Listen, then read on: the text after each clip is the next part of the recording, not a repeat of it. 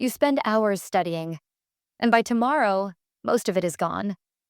But in Japan, students memorize over 2,000 characters and remember them for life.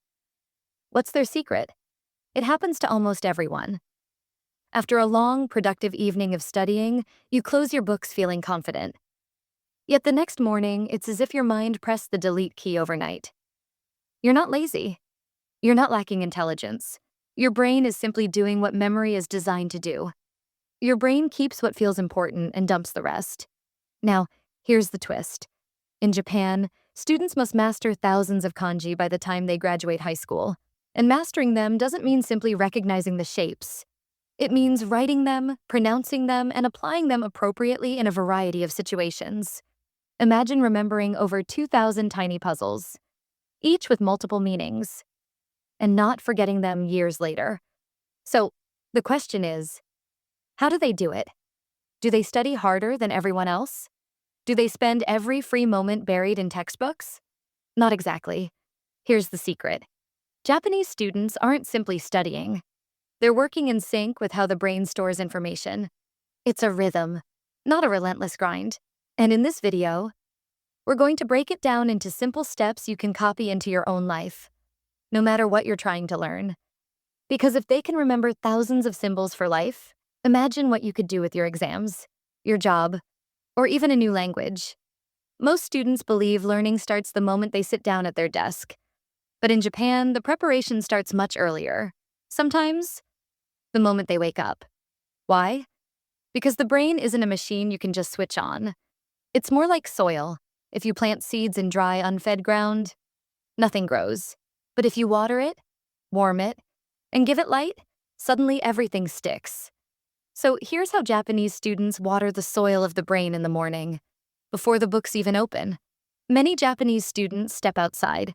Even just a short walk to school or stretching near a window exposes their brain to natural light. That sunlight is a signal. Wake up. It's time to focus.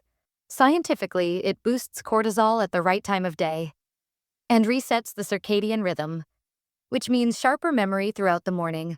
Some even do light exercise, not a workout, just enough to get the blood flowing. And studies confirm, even 10 minutes of gentle movement increases memory recall by 20%. Instead of diving straight into new material, Japanese students often start by briefly reviewing what they learned the day before. Not rereading, not highlighting, but recalling, testing themselves before moving forward. It's the opposite of what most students do in the West. We obsess over input, reading more, watching more, adding more. In Japan, they value output, pulling knowledge from the brain. And here's the genius part. By recalling yesterday's knowledge first thing in the morning, the brain strengthens those pathways, right before adding new ones. This part surprises a lot of people. Japanese culture values quiet rituals, pouring tea slowly, arranging your desk neatly, breathing before beginning. It may seem small, but rituals tell the brain, this moment matters. That sense of importance is what shifts memory from short-term to long-term storage. So the Japanese morning routine isn't about rushing. It's about syncing light, movement, recall, and stillness. The ideal soil for growing knowledge. And only after that, do they dive into serious study. Here's a mistake many students make. They treat the afternoon like a marathon. Endless hours of cramming, fueled by caffeine and panic. But in Japan, students follow a very different rhythm. They don't try to fight the brain. They study with the brain. And the key? Strategic blocks of effort. Instead of sitting for 3 or 4 hours, Japanese students often work in concentrated intervals, 40 minutes of focus, 10 minutes of rest. This cycle mirrors the brain's natural rhythm. Periods of peak attention, followed by dips. During those dips, they don't push harder. They pause. A short walk, stretching. Even just looking out the window. It feels unproductive, but it's the reset that keeps memory strong. Here's the science.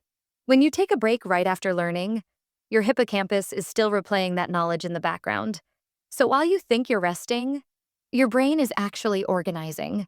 Instead of rereading the same chapter endlessly, Japanese students revisit knowledge at carefully timed intervals. This is called spaced repetition.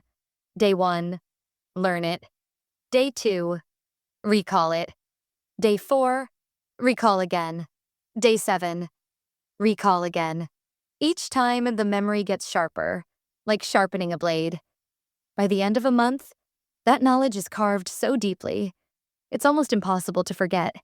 And here's what's fascinating. This doesn't take more time. It actually takes less, because you're no longer wasting hours rereading things your brain has already tuned out. In the afternoon, Japanese students avoid heavy, greasy lunches that cause a food coma. Meals are lighter, often with rice, vegetables, and fish. Foods that provide energy, without spiking and crashing blood sugar. Why does that matter? Because focus isn't just about willpower. It's biology. A steady mind comes from a steady body. Even in crowded classrooms, students sometimes practice tiny acts of mindfulness, a deep breath, adjusting posture, noticing silence. These micro-pauses help reset attention and prevent mental fatigue. Western students try to push through exhaustion. Japanese students step back, reset, and return sharper. The Japanese afternoon isn't about doing more. It's about doing smarter. Study in bursts, review at intervals. Eat for clarity, not crash. Reset your mind before it breaks. That's how they stay consistent day after day. And why their knowledge doesn't vanish by exam day. Most students think the day ends when they close their books. But in Japan, the night is just as important as the study itself. Why? Because that's when the brain decides what stays and what gets deleted. Instead of scrolling endlessly before bed, Japanese students often do a quick, light review of what they learned that day. Not hours of study, just 10 minutes. Why so short? Because reviewing right before sleep sends a signal to the brain. This information matters. During the night, the hippocampus, your brain's memory center, replays the things you touched most recently. That's how short-term knowledge becomes long-term memory. Think of it like saving a file on your computer. If you don't hit save, the system crashes and the file disappears. That's what happens when you study but don't review before bed. Science has proven it again and again. Deep sleep is the ultimate study hack. While you sleep, your brain literally reorganizes knowledge, throwing away the noise, strengthening the important signals. But here's the catch. This only happens in the deeper stages of sleep. That's why Japanese students pay attention to sleep hygiene. Lights dimmed, screens off an hour before bed, calm routine instead of chaos. Every late-night scroll, every extra coffee, every just one more episode steals from the very memory you've been building all day. The Japanese principle of kaizen, small, steady improvement, doesn't stop in the afternoon. Many students set a micro goal before sleep. One sentence in a journal, one flashcard recalled, one kanji practiced. It's not about volume.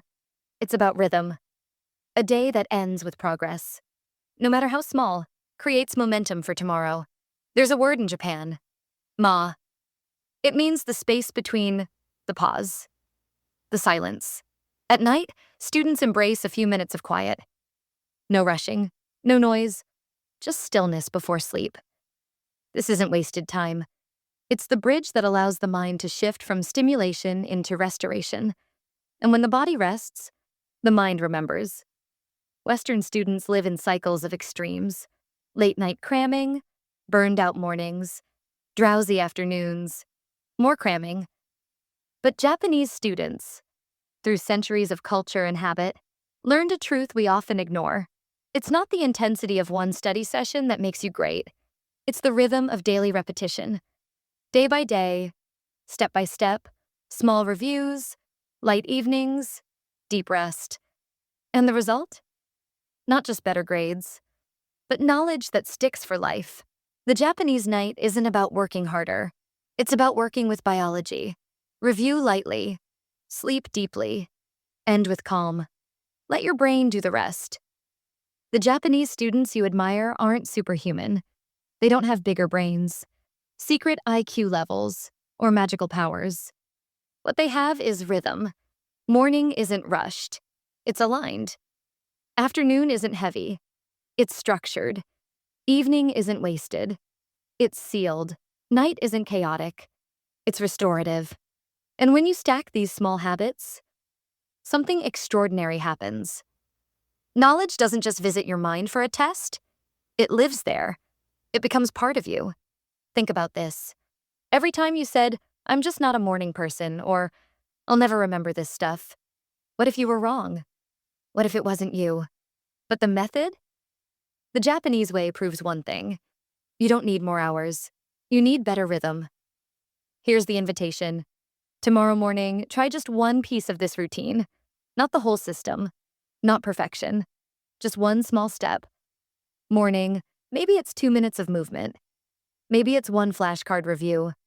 Maybe it's turning off your screen 30 minutes earlier tonight. Do it once. Feel the difference. Let rhythm do its work. No supplement. No app. No last-minute cram session. Has ever come close to the clarity and focus this routine gives. It's simple. It's human. It works. If this video sparked something in you, don't just leave it here. Join the journey. Hit subscribe. Share this with a friend who's struggling. Let's rebuild the way we learn together. Because the future doesn't belong to those who study harder. It belongs to those who study smarter. And that can be you, starting tonight.